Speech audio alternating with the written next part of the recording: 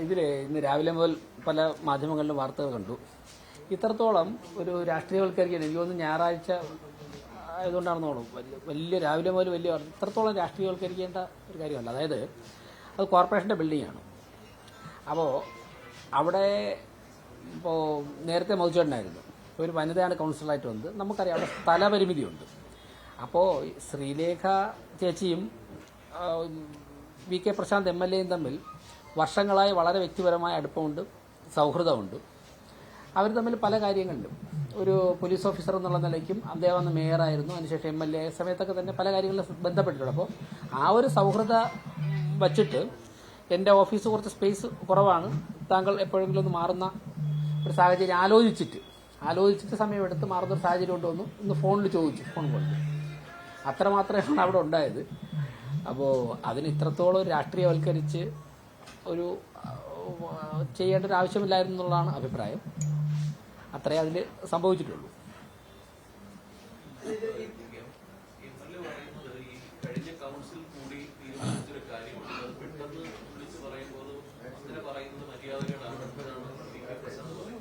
അല്ല, ഞാൻ പറയുന്നത് ഈ എൻ്റെ റൂമിൽ സ്പേസ് കുറച്ച് കുറവാണ്. പൊതുജനങ്ങളൊക്കെ ഇപ്പം മധുചേട്ടൻ ഒരു പുരുഷൻ ഒരു ഓഫീസ് കൈകാര്യം ചെയ്യുന്നത് പോലെ അല്ല ഒരു വനിത. കുറച്ച് അല്ല ആ റൂമിലല്ല. ബിന്ദു എന്ന കൗൺസിലർ ഇപ്പോൾ MLA ഇരിക്കുന്ന റൂമിലാണ് ഇരുന്നത്. ബിന്ദു കൗൺസിലറാണ് MLAക്ക് ഈ റൂം ഒഴിഞ്ഞു കൊടുത്തത്. ഞാൻ ആ ഭാഗത്തേക്ക് പോകാൻ ആഗ്രഹിക്കുന്നില്ല. താങ്കൾ പറഞ്ഞതുകൊണ്ട് മാത്രമാണ് ഇത് പരാമർശിച്ചത്. അത് നമുക്കിപ്പോൾ ചർച്ച ചെയ്യേണ്ട ആവശ്യമുണ്ടെന്ന് എനിക്ക് തോന്നുന്നില്ല. അതായത് ഒരു വനിത ഒരു കൗൺസിലറായിട്ട് വരുമ്പോൾ അവരെ കാണാനായിട്ട് വ്യക്തിപരമായിട്ട് വരുന്നവർ, ഇപ്പോൾ ഞാൻ മനസ്സിലാക്കുന്നത് അവിടുത്തെ ബാത്റൂമിൻ്റെ സൈഡിലൊക്കെയാണ് ഫയലും ടേബിളും ഒക്കെ വച്ചിരിക്കുന്നത് ആ കൗൺസിലറുടെ ഓഫീസിൽ. മധുചേട്ടൻ പുരുഷനായതുകൊണ്ടും അദ്ദേഹത്തിന് അത്യാവശ്യം പ്രാഥമിക കൃത്യങ്ങളും കാര്യങ്ങളൊക്കെ ചെയ്യാനൊക്കെ അവിടെ തന്നെ പോകാനുള്ള വീടൊക്കെ അടുത്തുള്ളത് കൊണ്ടൊക്കെ തന്നെയാണ് അദ്ദേഹം ആ ഓഫീസ് ഉപയോഗിച്ച് പോയത്. ഇപ്പോൾ ഇവർ വന്നപ്പോൾ അവർ തമ്മിലുള്ള വ്യക്തിബന്ധം വെച്ചുകൊണ്ട് ചോദിച്ചു, സമയമെടുത്ത് ആലോചിച്ചിട്ട് എന്നാണ് ഞാൻ മനസ്സിലാക്കിയത്. ശ്രീലേഖ ചേച്ചി എന്നെ വിളിച്ചിരുന്നത് കഴിഞ്ഞിട്ട് വാർത്തകളൊക്കെ വന്നതിന് ശേഷം ഞങ്ങൾ സംസാരിച്ചിരുന്നു.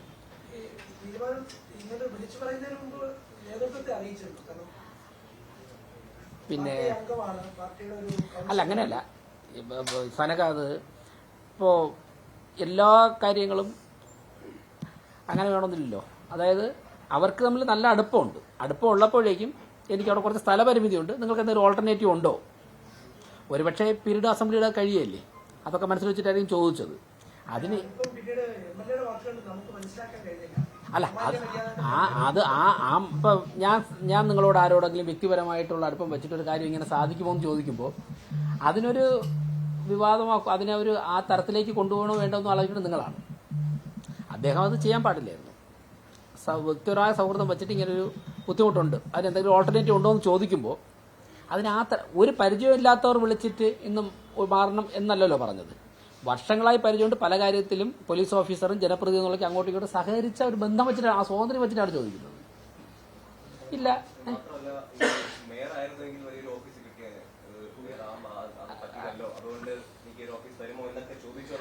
അല്ലല്ല അങ്ങനെയൊന്നുമില്ല. അങ്ങനെയൊന്നും ചോദിക്കുന്ന ആൾ അല്ല. ഞാൻ പറയാമല്ലോ, ഇത് അങ്ങനെ അത്തരത്തിലോട്ടുള്ള വ്യാഖ്യാനത്തിലൊന്നും പോകണം എന്ന് തോന്നുന്നില്ല. എന്നോട് പറഞ്ഞത് അങ്ങനെ പറയുമോ? ആരെങ്കിലും വിളിച്ച് അങ്ങനെയൊക്കെ സംസാരിക്കും? അല്ല, അതൊക്കെ ആളി കത്തിക്കാൻ വേണ്ടി പറയുന്നതാണ്. നിങ്ങൾ അതൊന്നും വാർത്ത കൊടുക്കണ്ട. അതായത് ചോദിച്ചത്ര മാത്രമേ ഉള്ളൂ, ഞാൻ പറഞ്ഞ കാര്യം മാത്രമേ ചോദിച്ചിട്ടുള്ളൂ. അതാണ് ഞങ്ങളോടും പറഞ്ഞത്. ഇനി വേറൊരു കാര്യമുണ്ട്, ഞാൻ മനസ്സിലാക്കുന്നത് ഇന്നിപ്പോൾ സൺഡേ ആയതുകൊണ്ട് തന്നെ രേഖകളൊന്നും പരിശോധിക്കാൻ സാധിച്ചിട്ടില്ല. ഇങ്ങനെ ഒരു ചർച്ച വന്ന സ്ഥിതിക്ക് കാര്യങ്ങൾ നമുക്ക് ഇത് മാത്രമല്ല, ഇന്നലെ മീറ്റ് ദ പ്രസിൽ ഞാൻ പറഞ്ഞൊരു വിഷയമുണ്ട്. ഇപ്പം മനസ്സിലാക്കുന്നത് 832 രൂപയ്ക്കാണ് ഒരു മാസത്തേക്ക് ഒരു 350, കൃത്യമായിട്ട് അളന്നാൽ മാത്രമേ അളവ് പറയാൻ സാധിക്കുകയുള്ളൂ, സ്ക്വയർ ഫീറ്റ് 300-350 സ്ക്വയർ ഫീറ്റ് വരുന്ന ഒരു ബിൽഡിംഗ് അവിടെ വാടകയ്ക്ക് ഇപ്പോൾ കൊടുത്തിരിക്കുന്നതാണ് ഞാൻ മനസ്സിലാക്കുന്നത്. ഈ റൂം കൊടുത്തിരിക്കുന്നത് 832 രൂപയ്ക്കാണ് മാസം. പക്ഷെ നമ്മുടെ സിറ്റിയിലെ സ്ക്വയർ ഫീറ്റ് റേറ്റിൽ അത് പോരാ. ഞാൻ MLA ഓഫീസ് സ്ക്വയർ ഫീറ്റ് റേറ്റിൽ കൊടുക്കണമെന്നുള്ള അഭിപ്രായം പറയുന്നില്ല. അത് ചർച്ച ചെയ്ത് കൺസേൺഡ് അതോറിറ്റീസ് തീരുമാനിക്കേണ്ടതാണ്. പൊതുജനങ്ങൾ വരുന്നതാണ്. അപ്പോൾ പിന്നെ അതിനെന്തെങ്കിലുമൊക്കെ ഇളവ് കിട്ടുന്നതിൽ തെറ്റില്ല. പക്ഷേ ഈ റേറ്റാണ് മറ്റുള്ള സ്വകാര്യ വ്യക്തികൾക്ക് കൊടുത്തിരിക്കുന്നതിൽ പരിശോധിക്കണം. MLA ഓഫീസായിട്ട് കൊടുത്തിരിക്കുമ്പോഴേക്കും പൊതുസമൂഹത്തിൻ്റെ ആവശ്യങ്ങൾക്ക് വേണ്ടിയായതുകൊണ്ട് അതിന് ഇളവുകൾ ഉണ്ടാകാം, നിയമപരമായി കൊടുക്കാൻ പറ്റുന്ന കാര്യങ്ങളൊക്കെ ചെയ്തു കൊടുക്കണം. ജനങ്ങൾ വരുന്നതാണ്, ജനങ്ങളുടെ ആവശ്യങ്ങൾക്ക് വേണ്ടിയിട്ട് ഞാൻ അത് പക്ഷേ ഒരു 300-400 സ്ക്വയർ ഫീറ്റ് ഉള്ള ഒരു ബിൽഡിങ് 832 രൂപയ്ക്ക് ശാസ്തമംഗലം പോലത്തെ ഹാർട്ട് ഓഫ് ദ സിറ്റിയിൽ എവിടെ കിട്ടും? ഇന്നലെ മീറ്റ് ദ പ്രസ്സിൽ പങ്കെടുത്ത മാധ്യമപ്രവർത്തകർ ആരും കൊണ്ട് അറിയാം. ഞങ്ങൾ ഇന്നലെ പറഞ്ഞതിൽ പ്രധാനപ്പെട്ട പോയിന്റ് അതാണ്. ഇപ്പോൾ സിറ്റിയിൽ ഏറ്റവും കുറഞ്ഞൊരു സ്ക്വയർ ഫീറ്റിന് ഒരു 30 രൂപ മുതൽ 50-60 രൂപ വരെ സ്ക്വയർ ഫീറ്റിനുണ്ട്. 300 സ്ക്വയർ ഫീറ്റ് ഇൻറ്റു 50 രൂപ വെച്ചാണെങ്കിൽ മാസം എത്ര രൂപ വരും? എത്ര വരും? 300 സ്ക്വയർ ഫീറ്റ് 50 രൂപ വെച്ചാണെങ്കിൽ 15,000 രൂപ വരും. 15,000 രൂപ വരും. 15,000 രൂപ കിട്ടേണ്ട കോർപ്പറേഷന് കിട്ടേണ്ടതാണ് 832 രൂപ കൊടുത്തിരിക്കുന്നത്. ഞാൻ MLA ഓഫീസുമായിട്ട് കമ്പയർ ചെയ്യല്ല, നിങ്ങൾ അങ്ങനെ വാർത്ത കൊടുക്കരുത്. ഒരു സ്വകാര്യ വ്യക്തിക്കും ഈ റേറ്റിലാണ് കൊടുത്തിരിക്കുന്നതെന്നുണ്ടെങ്കിൽ അപ്പം നമുക്ക്, ഞാൻ വേറെ പോയിന്റോട്ടാണ് ഇപ്പോൾ പറയുന്നത്, കോർപ്പറേഷനിലെ 100 കണക്കിന് ബിൽഡിംഗ് കൊടുത്തിരിക്കുന്ന തുക പരിശോധിക്കേണ്ടി വരുമെന്നാണ് ഈ വാർത്ത വ്യക്തമാക്കുന്നത്.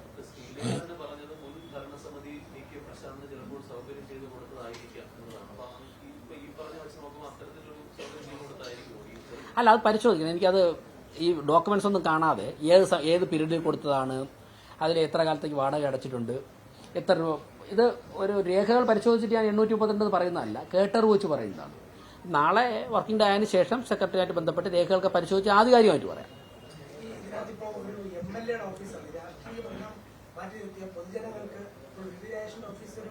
ഏറ്റവും പ്രധാനപ്പെട്ട പ്രൈം ലൊക്കേഷനിലാണെങ്കിൽ അവിടെ വന്ന് കാണാം എന്നുള്ളതാണ് ഇതിനകത്ത് നമുക്ക് കിട്ടുന്ന ഒരു സൗകര്യം. അപ്പോൾ ഈ കോർപ്പറേഷൻ ഇവിടെ നിന്ന് MLA ഓഫീസ് ഒഴിപ്പിക്കുന്ന നടപടികളിലേക്ക് നടക്കുമോ? അല്ല, അത്തരത്തിലുള്ള ഒരു ചർച്ചകളും ജനങ്ങൾക്ക് പരമാവധി സൗകര്യപ്പെടുന്ന രീതിയിലാണല്ലോ മുന്നോട്ട് പോവേണ്ടത്. ഇവിടെയൊക്കെ തന്നെ നമ്മൾ റൂളിലൊന്നും പഠിച്ചിരിക്കാതെ പരസ്പരം സഹകരണവും കാര്യം ജനങ്ങൾക്ക് വേണ്ടിയാണല്ലോ ചെയ്യുന്നത്. ആ രീതിയിലൊക്കെ തന്നെ ചർച്ച ചെയ്താണ് മുമ്പോട്ട് പോകേണ്ടത്. ഞാൻ ഇന്ന് ഈ കോണ്ടക്സ്റ്റിൽ പത്രക്കാരെ കാണാം എന്ന് മാധ്യമപ്രവർത്തകർ രാവിലെ പലരും വിളിച്ചിരുന്നു. അപ്പോൾ ഞാൻ പറഞ്ഞു ഇത് അത്ര വലിയൊരു വിവാദമാക്കേണ്ട വിഷയമല്ല എന്ന് പറഞ്ഞിട്ട് ഒഴിഞ്ഞു മാറി. പക്ഷേ ഈ കോണ്ടക്സ്റ്റിൽ കാണാമെന്ന് ഉദ്ദേശിച്ചത്, നിങ്ങളൊക്കെ മനസ്സിലാക്കേണ്ടത്, നമ്മുടെ കോർപ്പറേഷന്റെ കണ്ണായ സ്ഥലത്ത് 100 കണക്കിന് കെട്ടിടങ്ങൾ ഇതുപോലുള്ള വാടകയ്ക്ക് കൊടുത്തിട്ടുണ്ടെങ്കിൽ പരിശോധിക്കണം. വേണ്ടേ? 15,000 രൂപ കോർപ്പറേഷന് കിട്ടേണ്ടത് 850 രൂപ കിട്ടുന്നുവെങ്കിൽ ഒരു വർഷം എത്ര രൂപ നഷ്ടം? 1.5 ലക്ഷം രൂപ കിട്ടേണ്ടടുത്ത് 1.5 ലക്ഷമല്ല, 1,80,000 രൂപ കിട്ടേണ്ടടുത്ത് വെറും 10,000 രൂപ കിട്ടുള്ളൂ. പരിശോധിക്കണം, തീർച്ചയായിട്ടും പരിശോധിക്കും.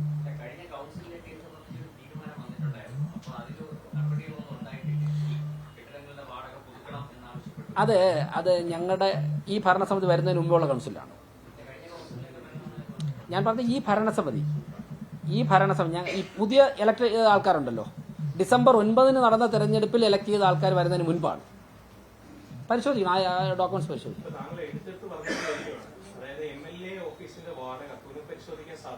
അല്ല, ഞാൻ പറഞ്ഞ MLA ഓഫീസിനെ മാറ്റി നിർത്തി ചർച്ച ചെയ്യണം. MLA ഓഫീസിന് നമുക്ക് എന്ത് ഇളവ് കൊടുക്കാൻ സാധിക്കും, നിയമപരമായിട്ട് എന്ത് ഇളവ് കൊടുക്കാൻ സാധിക്കും. MLA ഓഫീസിന് നമുക്കൊരു മാർക്കറ്റ് വാല്യൂവിന്റെ അടിസ്ഥാനം ചർച്ച ചെയ്യാൻ പറ്റില്ല. MLA ഓഫീസ്, MP ഓഫീസ്, കൗൺസിലറുടെ ഓഫീസൊന്നും. അതിനെ മാറ്റി നിർത്തിയിട്ട് കൊമേഴ്സ്യൽ കോംപ്ലക്സുകൾ, വ്യക്തികൾ കച്ചവടം നടത്തി ലാഭം ഉണ്ടാക്കുന്ന സ്ഥലത്ത് കിട്ടേണ്ട വാടക ന്യായമായിട്ടുള്ള കോർപ്പറേഷൻ കിട്ടണ്ടേ? അപ്പം അതാണ് എൻ്റെ പോയിന്റ്. MLA ഓഫീസിനെ നിങ്ങൾ മാറ്റി നിർത്തിക്കൊണ്ട് സംസാരിക്കും.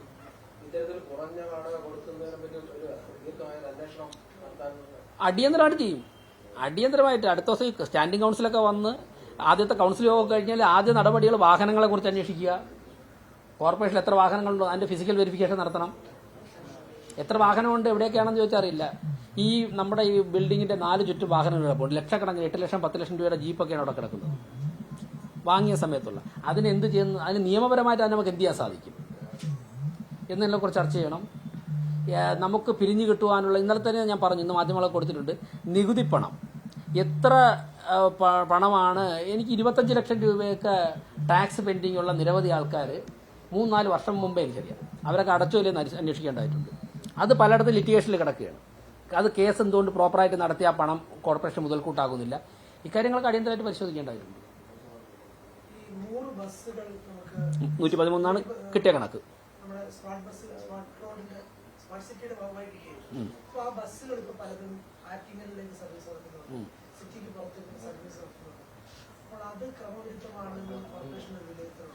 അതായത് മുൻപ് കിട്ടിയ വിവരം, ഇപ്പൊ അദ്ദേഹം പറഞ്ഞത് ആറ്റിങ്ങൽ സിറ്റിക്ക് പുറത്തുനിന്ന് കട്ടപ്പന ബസ് പോയതായിട്ട് കേട്ടിട്ടുണ്ട്. സിറ്റിയിലെ നമ്മുടെ ഈ പൊല്യൂഷൻ കൺട്രോൾ ചെയ്യാൻ വേണ്ടി കൊടുത്ത ഇലക്ട്രിക് ബസ് കട്ടപ്പന ഓടി ഇടുക്കിയിലൊക്കെ ഓടിയായിട്ട് വിവരം കിട്ടിയിട്ടുണ്ട്. എന്ത് അടിസ്ഥാനത്തിലാണെന്ന് അറിയില്ല. പിന്നീട് അത് വിവാദമായി മാധ്യമങ്ങളിൽ വാർത്ത വന്നു. ഞങ്ങളും അങ്ങനെയുള്ള ബസ്സുകൾ തടയുമെന്ന് പറഞ്ഞൊക്കെ വന്നപ്പോഴാണ് അവിടെ നിന്നൊക്കെ പിൻവലിച്ചത്.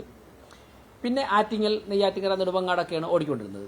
ഒരു അനൗദ്യോഗികമായിട്ട് നടത്തിയ അന്വേഷണങ്ങളിൽ മനസ്സിലായത് സിറ്റിയിൽ ആവശ്യമുള്ള ബസ് കൊടുത്തതിന് ശേഷം പട്ടണത്തിലേക്ക് വരുന്ന ആൾക്കാരെ കൊണ്ടുവരാൻ വേണ്ടി എന്നുള്ള സൗകര്യം അനുസരിച്ചാണ് നെടുമങ്ങാട്, നെയ്യാറ്റിങ്കര, ആറ്റിങ്ങലൊക്കെ ചില ബസ്സുകൾ ഓടിയെന്നാണ് പറഞ്ഞിട്ടുള്ളത്. പക്ഷേ യഥാർത്ഥത്തിൽ ഇപ്പോഴും സിറ്റിയുടെ ഉൾഭാഗങ്ങളിൽ ബസ്സിൻ്റെ ആവശ്യമുണ്ട്. ഞാൻ മത്സരിച്ച കൊടുങ്ങാനൂർ വാർഡിൽ ചെന്നപ്പോഴേക്കും ആദ്യം ആൾക്കാർ പറഞ്ഞത് നേരത്തെ അവിടെ ആ പ്ലാവോട് വഴി, കൊടുങ്ങാനൂരിൽ നിന്ന് പ്ലാവോട് വഴി തിട്ടമംഗലം വഴി ഒരു ബസ് ഈ സ്റ്റോറിലേക്ക് ഉണ്ടായിരുന്നു. അവിടെ വലിയൊരു ദൂരമുണ്ട്, 4-5 കിലോമീറ്റർ ഇട റോഡാണ്. അവർക്ക് ഓട്ടോ ഓടിച്ചു പോകാനേ പറ്റുള്ളൂ. ആ ബസ് ഇപ്പം നിർത്തലാക്കി. അപ്പോൾ ഇപ്പോഴും നമ്മൾ പരിശോധിച്ചാൽ സിറ്റിയുടെ പല ഉൾഭാഗങ്ങളിലും ഇലക്ട്രിക് ബസ്സിൻ്റെ ആവശ്യമുണ്ട്. അത് ഇവിടെ ആവശ്യമുള്ളപ്പോൾ എന്തിനും മറ്റുള്ള സ്ഥലങ്ങളിലേക്ക് വിടുന്നു. കേന്ദ്ര ഗവൺമെൻറ് ബസ് കൊടുത്ത് സിറ്റിയിൽ ഓടാനാണല്ലോ. അപ്പോൾ അത് പരിശോധിക്കും. ഏതൊക്കെ നമ്പറിലുള്ള എത്ര ബസ്സുകളാണ് കേന്ദ്ര ഗവൺമെൻറ് കൊടുത്തിട്ടുള്ളത്, ഓരോ ബസ്സും എത്ര കിലോമീറ്റർ ഓടി, ഇപ്പോൾ അതിൻ്റെ പൊസിഷൻ എന്താണ്, എഞ്ചിനീയർ സെക്ഷനിൽ അത് അന്വേഷിക്കേണ്ടതായിട്ടുണ്ട്. ബസ്സിൻ്റെ ചാർജുള്ള ആൾക്കാരുമായിട്ട് തുടക്കത്തിൽ ഈ ബസ്സിനെ കുറ്റപ്പെടുത്തിയെങ്കിലും പിന്നീട് ഈ ബസ്സിൽ നിന്ന് വലിയ ലാഭം ഉള്ളതായിട്ടാണ് KSRTC കണക്കുകൾ പറയുന്നത്. ആദ്യം ബസ്സിനെ വിമർശിച്ചെടുക്കും. തിരിച്ചു കൊണ്ടുവരുമ്പോൾ KSRTC കണക്കാക്കുന്നത് അവരുടെ ലാഭത്തിൽ വലിയ നഷ്ടം ഉണ്ടാകുന്നു. KSRTCയുടെ ലാഭം നഷ്ടം നോക്കേണ്ടത് KSRTCയുടെ ഉത്തരവാദിത്തമാണ്. കോർപ്പറേഷന്റെ ഉത്തരവാദിത്തം, കോർപ്പറേഷന് കേന്ദ്ര ഗവൺമെന്റ് എന്ത് തന്നിട്ടുണ്ട് അത് കോർപ്പറേഷന് പ്രയോജനപ്പെടണം. അത് ഞങ്ങളുടെ ഉത്തരവാദിത്തമാണ്. KSRTC ലാഭം ഉണ്ടാക്കേണ്ടത് KSRTC മാനേജ്മെന്റ് ഉത്തരവാദിത്തമാണ്. അത് അവർ ചെയ്തോട്ടെ. ഞങ്ങളുടെ പ്രഥമ പരിഗണന കോർപ്പറേഷനിൽ ജീവിക്കുന്ന, കോർപ്പറേഷനുമായിട്ട് ബന്ധപ്പെട്ട ആൾക്കാർക്ക് പരമാവധി സൗകര്യങ്ങൾ ചെയ്തു കൊടുക്കുക, കോർപ്പറേഷന്റെ വരുമാനം ചോരാതെ നോക്കുക, അത് വർദ്ധിപ്പിക്കുക. നമുക്ക് കിട്ടിയിട്ടുള്ള വാഹനങ്ങളൊക്കെ തന്നെ കൃത്യമായിട്ട് പരിപാലിച്ച് ഉപയോഗിക്കുക എന്നുള്ളതാണ് നമ്മുടെ ഡ്യൂട്ടി. അത് നമ്മൾ കൃത്യമായിട്ട് ചെയ്യും എന്ന് പറഞ്ഞിട്ടില്ല. അങ്ങനെയൊന്നും ഞാൻ പറഞ്ഞിട്ടില്ല. പരിശോധിക്കുക മാത്രമേ പറഞ്ഞിട്ടുള്ളൂ. ഇനി ഒരു ന്യായമായ കാരണം കൊണ്ട് ഏതെങ്കിലും ഒരു ഉത്തരവാദിത്തപ്പെട്ട ഘടകത്തിലെടുത്ത തീരുമാനത്തിന്റെ അടിസ്ഥാനത്തിലാണ് പോകുന്നതെന്നിരിക്കട്ടെ, ആ പോകുന്നുണ്ടെങ്കിൽ പ്രശ്നമില്ല. ഇപ്പോൾ 1-2 വ്യക്തികൾ അവരുടെ മാനസികാവസ്ഥ വെച്ചിട്ട് സിറ്റിയിൽ ഓടേണ്ട ബസ്സിനെ അയച്ചു കഴിഞ്ഞാൽ നമുക്കത് പരിശോധിക്കണം. അല്ല, ഏതെങ്കിലും ഒരു ഉത്തരവാദിത്തപ്പെട്ട ഘടകത്തിൽ കൺസേൺഡ് അതോറിറ്റി ചർച്ച ചെയ്ത് രേഖകൾ പ്രകാരം ആളുകൾ പോകുന്നതെങ്കിൽ അത് ആരോഗ്യകരമായിട്ടാണെന്നുണ്ടെങ്കിൽ നമുക്ക് ആ രീതിയിൽ ആലോചിക്കാം.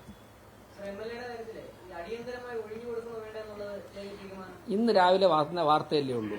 ഞാൻ ഒരാളിനോട്, ശ്രീലേഖ ചേച്ചിയോട് അല്ലാതെ ഒരാളിനോടും ഇക്കാര്യം സംസാരിക്കാൻ പറ്റിയില്ല. അവരുടെ വെർഷൻ പറഞ്ഞു, അതാണ് ഈ മാധ്യമങ്ങളോട് പറയുന്നത്. അങ്ങനെയൊന്നും കോർപ്പറേഷന്റെ ഒരു തീരുമാനം ഒറ്റയ്ക്ക് മേയർക്ക് പറയാൻ പറ്റൂ? ഇന്ന് ഞായറാഴ്ചയല്ലേ, ഈ രേഖകൾ കാണണ്ടേ? ഈ രേഖകൾ മേയർക്ക് രേഖകൾ ലഭിക്കണമെങ്കിൽ ഏതെങ്കിലും ഉദ്യോഗസ്ഥനോട് വരണ്ടേ? ആ ഉദ്യോഗസ്ഥനോട് ആവശ്യപ്പെട്ടാൽ രേഖകൾ കിട്ടുള്ളൂ.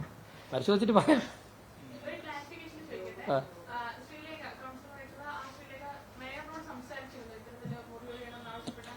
ഞാൻ നടന്ന കമ്മ്യൂണിക്കേഷനൊക്കെ ഇവിടെ പറഞ്ഞു കഴിഞ്ഞല്ലോ.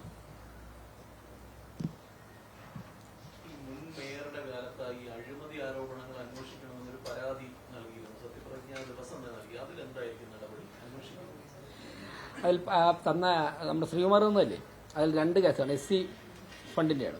അതിൽ 3 FIR രജിസ്റ്റർ ചെയ്തിട്ടുണ്ട് ഓൾറെഡി. ആ 3 FIRകൾ ഇപ്പോൾ വിജിലൻസ് കോടതിയിൽ പെൻഡിംഗ് ആണ്. പിന്നെ മറ്റൊന്ന് പറഞ്ഞത് ജനറൽ ആയിട്ടുള്ളൊരു 270 പേരുടെ നിയമനത്തിൻ്റെ നമ്മുടെ കത്ത് വിവാദമാണ് പറഞ്ഞത്. അപ്പോൾ പിന്നെ ജനറലായിട്ട് അഴിമതികൾ എന്നിട്ട് തന്നിട്ടുള്ളത്. എന്തായാലും ഞങ്ങളുടെ സംസ്ഥാന അധ്യക്ഷൻ പറഞ്ഞ കാര്യങ്ങൾ ഇതൊക്കെ ഉണ്ട്. ജനങ്ങളുടെ നികുതി പണം കട്ടെടുത്തവരും ഈ പണമൊക്കെ തന്നെ തട്ടിക്കൊണ്ടുപോയവരൊക്കെ തന്നെ തീർച്ചയായിട്ടും നിയമ നടപടി നേരിടേണ്ടി വരും എന്ന് പറഞ്ഞതിലെല്ലാം ഉണ്ട്.